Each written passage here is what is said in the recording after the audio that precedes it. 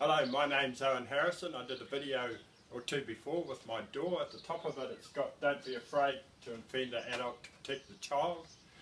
Tama Iti has a saying, "Don't be afraid to question someone who is exerting authority over you. Just because they have authority does not mean they have more mana. If somebody is exerting authority over you, they have lost all respect and understanding, and you are no longer equal." I'd just like to add to that, don't be afraid somebody's trying to exert authority over you, just to make them prove they have the authority, particularly in the education system. Corporal punishment went out and just about 30 years ago now, and a lot of their authority was taken away and put on the Board of Trustees. So just make sure, if they're exerting authority, that they do have it. But the problem I have, I pinched a problem solving board from the cowshed. We all know something basic. You've got victims at one end, narcissists, abusers at the other end. I just wonder out there if we've got voyeuristic abusers. There's a long history of them standing by watching and doing nothing, maybe getting some enjoyment from the abuse, who knows. Maybe the Dunedin study, they said it's shown you can tell 3-year-olds what their future may be. So things happening in the school system that could be prevented. A while ago, Rodney Hyde, he said, because of New Zealand's rape culture, we protect some of these people over here. So just wondering, when you've got victims and they're hammered, you'll end up, they'll have cortisol running through the system. So just wondering, here we have the heart space, and that's what they reckon where most of us should be.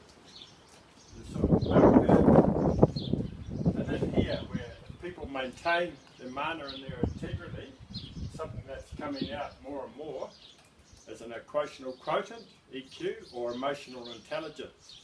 Now just wondering, based on Rodney Hyde's rape culture, sometimes we're all very quick to defend possibly someone we don't know the history of. That could be an abuser or a narcissist. So if somebody here, if they learn their emotional intelligence, they stick to their mana and integrity, or may it not flow in this direction and possibly come to a point where they themselves have partaked in that abuse. In the school system, sometimes we hear your child's too sensitive, or shut an adult up pretty quick, they don't want to be that parent, or you can't believe kids, or even when you question somebody, are you saying I don't know my job? Now when that comes up, we shouldn't be afraid to just question that. I mean, every kid has an equal right. And we got questioned one day about what are the consequences these days. A whole lot of parents in a staff room. Well, we found out this year sexual harassment or abuse is hidden, and people have slid, they've lost their mana and integrity, emotional intelligence, they've slid over here to protect somebody. We found out a 10-year-old boy was raped on school camp by another 10-year-old. So we need to see the red flags, we need to see the signs. We didn't need another if only. And I think we should move towards prevention and rather than rehabilitation now. Lorraine Kerr said Board of Trustees can only react. I don't think that's true at all.